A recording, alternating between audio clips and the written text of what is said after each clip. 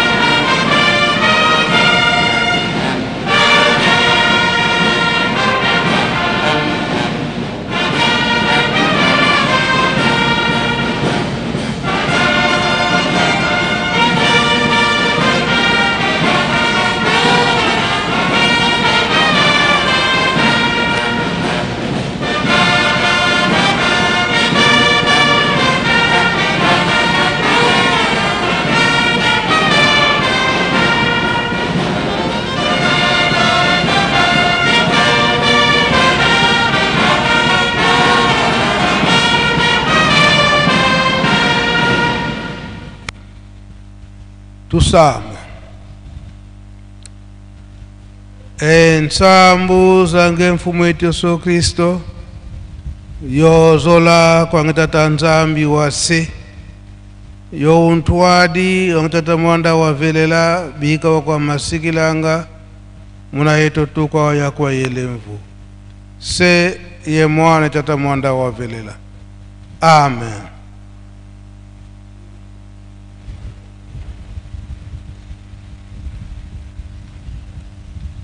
Onkombo ya tata ya mwana petata Molimo Santo.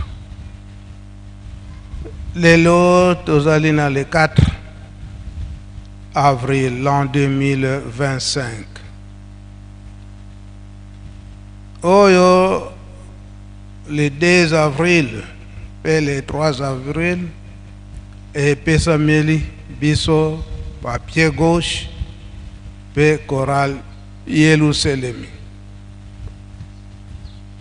Tango nyonso tata Molimo Santo Papa Simon Kimbangu Kiangani akolobaka ngote biso à pied gauche pe choral Yerusalemi tozwaka charge oyo ezali ete kobongisa manso oyo ekotalaka fête ya le 6 avril. Soki tata Simon Kimbangu Kiangani apesaka biso milulu oyo ezali na ntina organisation ya fête surtout oyo ezali ete kokanisa ebandeli ya musala ya tata Simon Kimbangu tata Molimo Santo oyo akobongisaka fête nde akolukaka batu ya makasi biso ba pied gauche pe choral Yerusalemi tozali bato makasi oyo biso ba pied gauche tozoloba ete tata Simon Kimbangu Kiangani toko défendre ye na nko koloba ete topesi assurance na papa Simon Kimbangu Kiangani ete toko yamba charge ya bapaya nyonso o bazali ko yela ye to bazali ko yela biso na milulu oya le 6 avril alir oyo ezali ko kendele lingomba tata Simon Kimbangu yemei papa Simon Kimbangu Kiangani alobi ete tokomi na démarrage eza komona na l'an 2025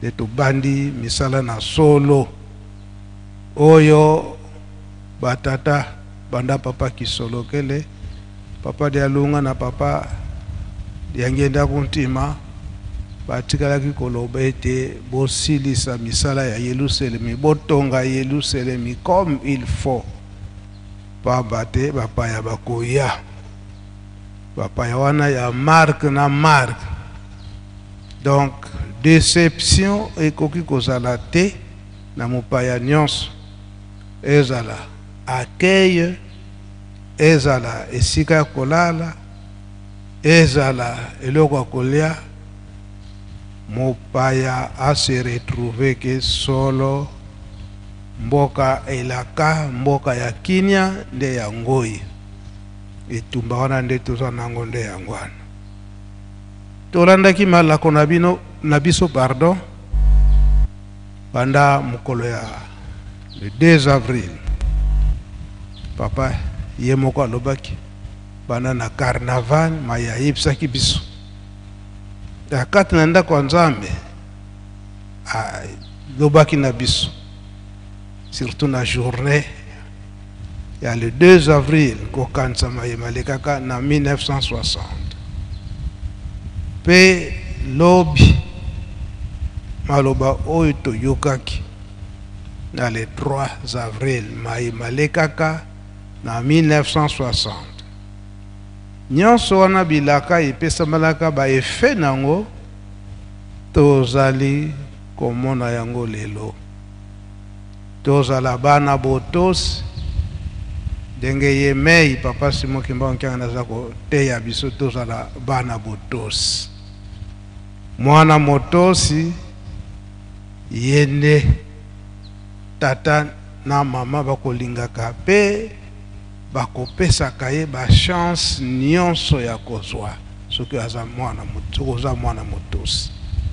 Biso tozali bana tata Simon Kimbangu, biso nyonso tozala bana botosi. Tomonaki pe lobi na pokwa nini esalamaki. Maloba be papa Simon Kimbangu Kyangani tolandaki yango mokonzi ya bule. Yango nyonso pesa biso bokasi. Lelo tozali sona mingi te ya koloba esi toyoki matei. Etikali sikoyo tolakisa epai ya tata papa Simon Kimbangu Kyangani ete toko défendre ye ndenge toza kolobela yango na nko. Toko bimana biso remise ya bakado ekozala pe continuité ya Ntsintsani. Mais papa ayebisi ngai na transmettre message et que oyo tosalaki na les deux wana ezokomona on dirait insignifiant. Lobi Ntsintsani esalamaki te yango lelo après remise de cadeaux ndenge bopesaki ye promesse et que na cadeau pe boko défendre ye biloko nyonso toye nango yango nde tokopesa. Pe na Ntsintsani ndenge le deux wana emonanaki mpenza te, lelo malamu tosanza nyonso pe tosilisa po lobi tokomi déjà na le 5 avril. Le 6 tombé pe samedi, le 6 avril wana ezali mokolo na yenga. Biloko ekosombama, lobi fo esombama po mokolo na yenga tokosombaka te. Pe tozokomona alire oyo l'État to gouvernement na biso to mokonzi ya mboka ndenge azali kotala na lingomba ya tata Simon Kimbangu. Komona ete biso toza bapaya te, ata tozalaka te na tango wana te, me bakoko na biso, baboti na biso, makambo oyo babandaki koyebisa biso yango nde ezali kokokana. Pe maloba nyonso tata Simon Kimbangu totangaka mingi ke oyo alobaka na mbanza nsanda yango nyonso ezali kokokana. Yango biso babilenge oyo tata Simon Kimbangu atikalaki koloba ete bino babilenge bokende kokota kelasi pamba te na mikolo ekoya bino nde bokotambusa mokili oyo, bokotambusa mboka na biso. Nzambe akokosaka te. Yango pe papa Diangenda abandaki kobombela biso te eke biso ba jeune Kimbangi, surtout la jeunesse, ba jeune ya biso nyonso tozali nde avenir ya lingomba, avenir ya mboka, toko défendre mboka na biso. Mission bapesaka ye banda le 4 août 1951 papa Diangenda kuntima ke ka encadrer biso ba jeune. Yango pe azokosala kino lelo oyo na nzoto ya papa Simon Kimbangu Kyangani. Yango malamu tozala bana botos, soki tozali bana botos tata Simon Kimbangu, mama Mwilu, papa Kisolokele, papa de Alunga na pe papa Diangenda kuntima lelo oyo bango nyonso na nzoto ya papa Simon Kimbangu Kyangani bakopesa biso manso oyo toza nango na posala. Nzambe akosalisa biso. yango sika tozo bima tolanda programme o Italie remise des cadeaux pe continuité ya ntitsani oyo Italie ndenge tosalaka ntango nyonso ke na suka bakupe ekozalaka tokoyoka organisation na bino soki bosaleli ndenge nini bongo nde tokobongisa makambo yango ekozala na ngonga nini lelo tolobi ekodependre na bino kaka na kati na bolingo mibeko pe misala okombo tata mwana pe tata molimo santo amen. Bika twakubike no moko twatonda lusiku musu tutambuli kwa sedieto muzola kwa se ye mwana tata mwanda velela mukumbwa se ye mwana ye tata mwanda velela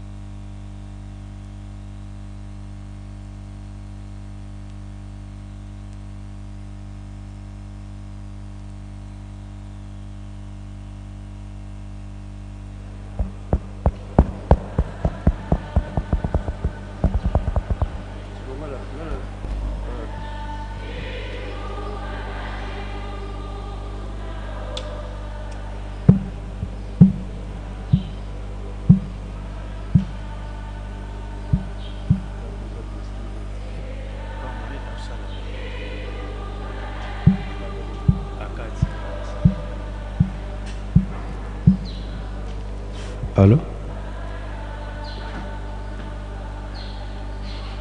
Allô?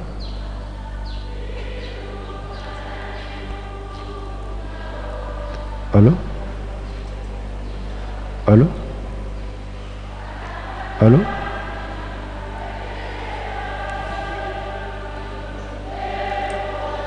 Allô? Ah. Ah.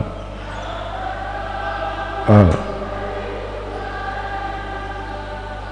Re?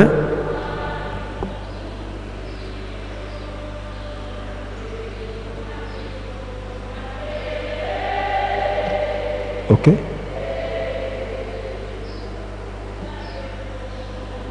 Ok. Ah. Ok. Re?